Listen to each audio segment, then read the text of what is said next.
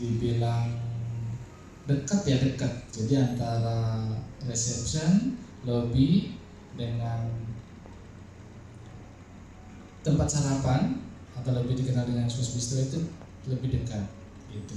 Terus konsepnya juga dia simple tapi ibaratnya sangat menarik gitu. Jadi kalau dari segi konsep memang Court itu lebih ke simple, modern, dan minimalis.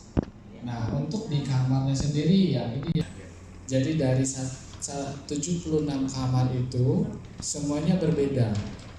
Jadi tidak ada sama. Jadi tipe yang kita punya ada superior, deluxe, junior ya, grand deluxe, junior suite sama suite-nya itu semuanya berbeda. Jadi furniture di dalam berbeda, interior di dalam juga berbeda.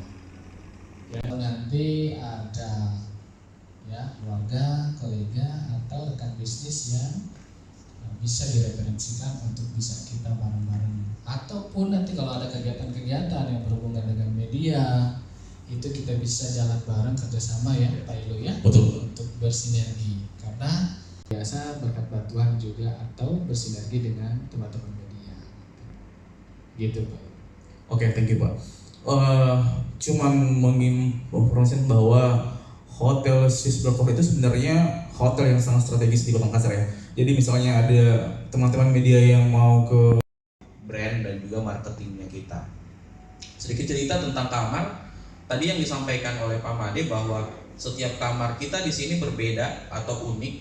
Kenapa? Karena dulunya hotel ini boleh teman-teman mungkin sudah tahu ya bahwa dulunya butik dan konsep